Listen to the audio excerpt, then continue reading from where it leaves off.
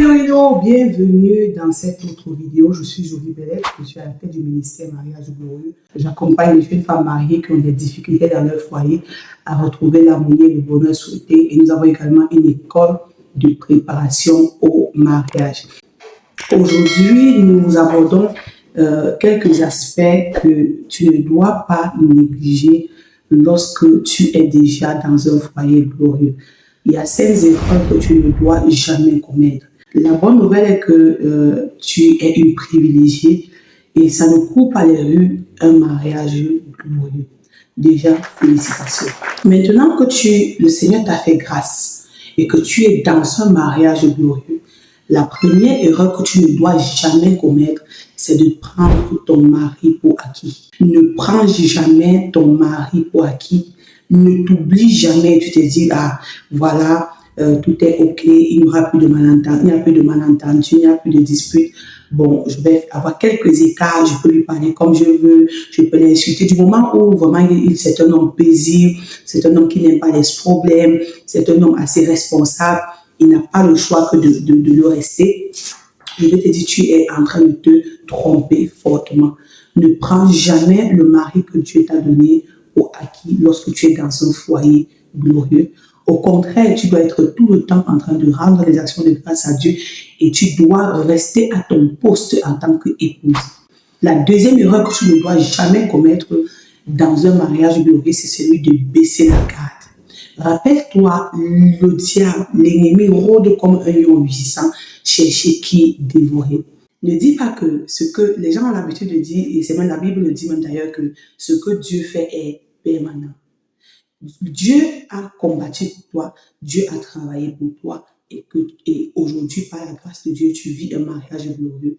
Mais ça ne te donne pas le droit, ça ne te donne pas l'attitude d'abandonner ce mariage-là à la merci de l'ennemi.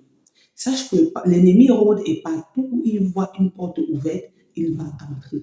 Même si c'est Dieu qui avait restauré ce mariage-là, je vais te dire qu'à un moment donné, si les barrières spirituelles ne sont pas mises en place, la couverture spirituelle n'y est plus par ta négligence, sache que tu peux perdre ce mariage-là.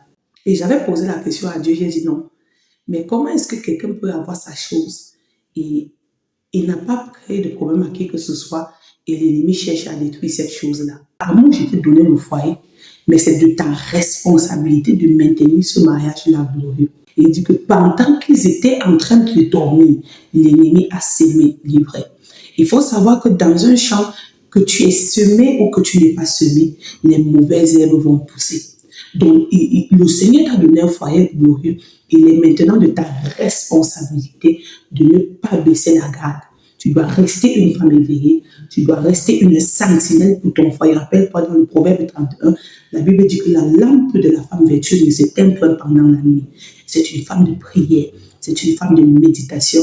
C'est une femme qui a les yeux ouverts. Je vous ai toujours appris à mariage glorieux que tu dois avoir la capacité de savoir qu'est-ce qui entre et qu'est-ce qui sort de ta maison. Tu dois être comme un lampadaire qui surveille toutes choses dans ton foyer. Et à la limite, même une détective privée, oui, c'est de ton droit. Tu n'as pas à t'excuser par rapport à cela. La troisième erreur que tu ne dois jamais commettre lorsque tu es dans un mariage glorieux, c'est de mépriser ta belle famille. Tu dois savoir que le mariage peut finir, mais la famille ne finit pas.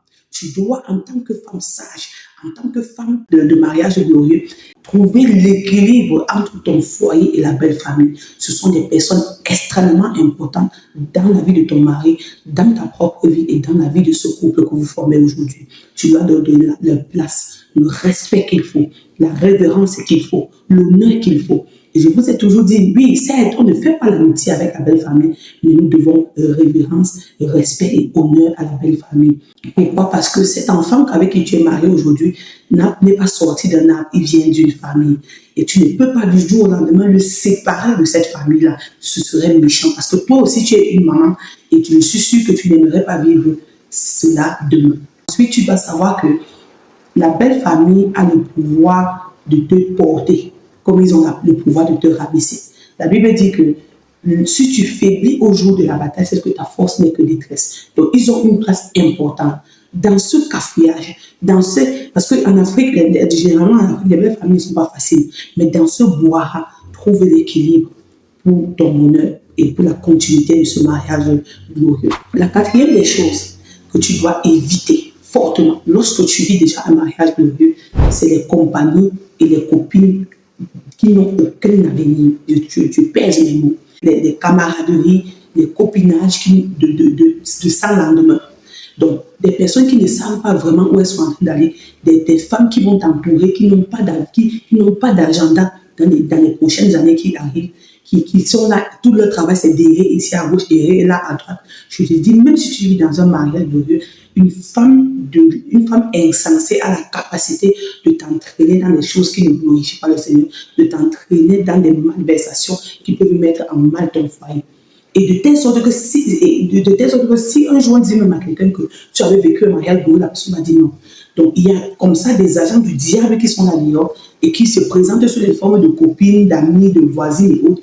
Il faut les mettre à une certaine distance pour garder et cacher ce foyer-là dans le creux de la main de l'Éternel. Et la cinquième des choses que tu dois éviter lorsque tu vis dans un mariage glorieux, comme moi, je vis dans un mariage glorieux, c'est de procréer au point de t'oublier. À un moment donné, vous devez être d'accord sur le nombre d'enfants que vous devez avoir. Vous devez être d'accord vous devez mettre un point final. Si c'est qu'on a fini avec la phase de procréation, on met un point final. Tu ne peux pas passer toute ta vie à accoucher, procréer. Pourquoi? Parce que à un moment donné, ton mari et toi, vous avez besoin de vous retrouver à deux. Vous avez besoin de vous reconstruire. Vous avez besoin de vous redécouvrir. Et si vous êtes toujours au milieu des bébés, avec des cris, vous ne parviendrez jamais à cela. Donc, toi, femme de mariage glorieux, je te conseille, assieds-toi avec ton mari, trouvez le nombre d'enfants et lorsque la procréation est terminée, vous mettez un point final. Il y a certaines personnes qui disent qu'on peut retenir le mari, il faut qu'elle accouche, elle met des enfants moins parce qu'elle veut retenir le mari. Sache qu'on ne retient pas un homme avec des enfants. Et il y a certaines qui ont dit que j'ai déjà les filles et on va continuer à accoucher jusqu'au jour où on aura le garçon. Je vais te dire, ma chérie, quand tu fais cela, le Seigneur ne n'est pas content parce que tu devrais déjà rendre grâce à Dieu pour le fait que tu as au moins c'est les filles. Il y a des gens qui cherchent les filles, non pas les filles. Tu devrais déjà rendre grâce à Dieu parce que tu as des garçons. Il y a des gens qui cherchent ces garçons-là, ils ne les ont pas. Donc fais gaffe et apprends à être une femme reconnaissante. Et au-delà du mariage, il faut savoir que tu as un appel, il y a une mission qui t'attend, il y a l'humanité tout entière qui t'attend.